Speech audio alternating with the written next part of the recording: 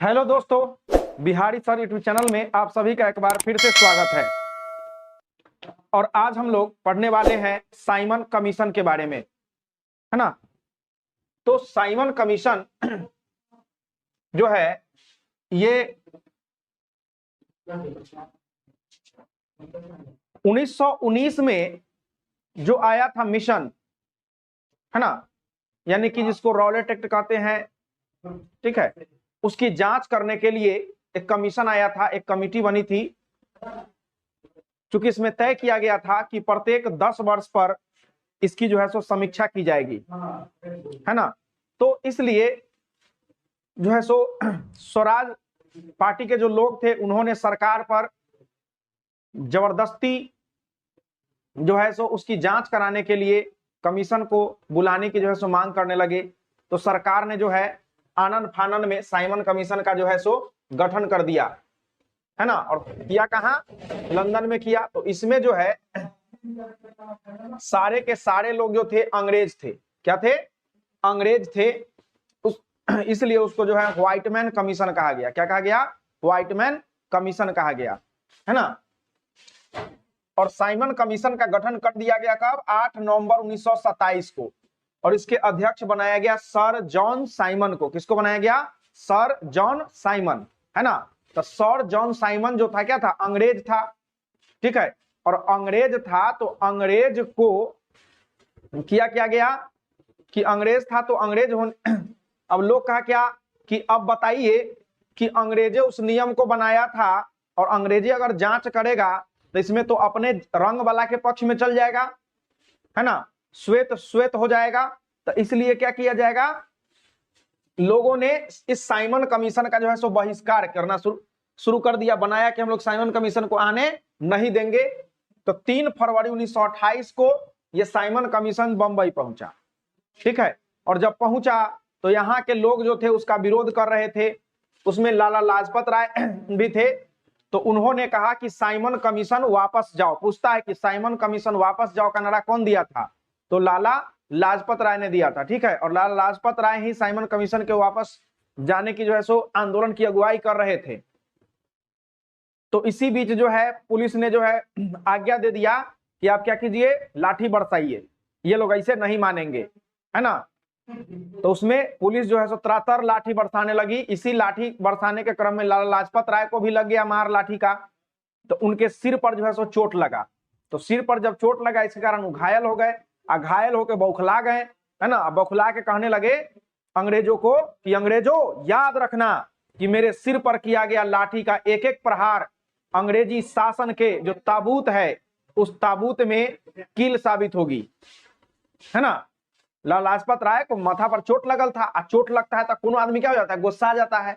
गुस्सा के लाला लाजपत राय कह रहे हैं कि अंग्रेजों याद रखना कि मेरे सिर पर जो लाठी का किया गया प्रहार है, जो एक एक प्रहार है उसका बदला लिया जाएगा। कैसे बदला लिया जाएगा? तो तुम्हारा जब अंत होगा तो तुम्हारा जो ताबूत बनेगा उस ताबूत में कील ठोकाएगा, है ना। और लाला लाजपत राय की भविष्यवाणी भी सही होती है क्योंकि हमारा भारत क्या हो जाता है? आजाद हो जाता है ना। अब लाला लाजपत राय ने कह दिया ये बात। तब भगत सिंह, चूंकि लाला लाजपत राय को मार लगा था तो उसका बदला भी लेना था, है ना। तो HSRA जो बना था उसमें भगत सिंह, बटुकेश्वर दत्त, ठीक है, चंद्रशेखर आजाद, ये सब लोग मिल करके, ठीक है। और इसमें क्या किए? पकड़ लिए सैंडर्स को। सैंडर्सवा जैसी ड्यूटी करके निकल रहा था कि धो के उसको थोप थाप के लोग जो है सो मुआ दिया, मतलब गोली मार दिया उसको, ठीक है। अब बाद में क्या हुआ कि भगत सिंह और बटुकेश्वर दत्त ई पहुंचे असेंबली में, जहां पे जो है सो बिल पास हो रहा था विधानसभा में, है ना, पब्लिक सेफ्टी बिल। तो उस पब्लिक सेफ्टी बिल पर ये सब जो है छोटका छोटका बम लेके गया था, लड़का के खेले वाला, समझे, जिससे कोनो का कुछ नुकसान नहीं हुआ, है ना। तो ये लोग जाकर के विधानसभा में बम फोड़ दिया। पूछा गया कि भागा भी नहीं, ठीक है, भागा भी नहीं। और वहीं पे इनकलाब जिंदाबाद का नारा देने लगे, है ना। और इनकलाब जिंदाबाद जो शब्द है ये लिखे थे कौन? ये लिखे थे मोहम्मद इकबाल, और मोहम्मद इकबाल के एक पुस्तक है बंग ए दर्रा, ठीक है। उस बंग ए दर्रा में इनकलाब जिंदाबाद का जिक्र किया गया था, याद रखिएगा। मोहम्मद इकबाल के पुस्तक बंग ए दर्रा में, है ना, बंग ए दर्रा में, ठीक है। तो ये लोग जो है सो भागे नहीं, पुलिस इनको गिरफ्तार कर लिया। अब बाद में पूछा कि तुम लोग भागा क्यों नहीं, तो लोग बोला कि बम काहे पटका, तो बम इसलिए पटके कि बाहरी सरकार को सुनाना था, सरकार के कान में ऐसे आवाज नहीं जाता है ना, इसलिए हम बम पटक दिए ताकि सरकार को कम से कम धमाका तो सुनाई देगा, क्योंकि जनता की आवाज तो सरकार को सुनाई देती नहीं है, बाहरी सरकार है, गूंगी सरकार है, ठीक है। इसलिए हमने क्या किया, बम पटक दिया ताकि सरकार सुने। और सरकार क्या करती है, सरकार जो है इन दोनों को लाहौर षड्यंत्र केस इन पर चलाती है, और लाहौर षड्यंत्र केस चला करके सुखदेव, राजगुरु और भगत सिंह, ठीक है, ये तीनों को जो है सो फांसी पर लटका देती है।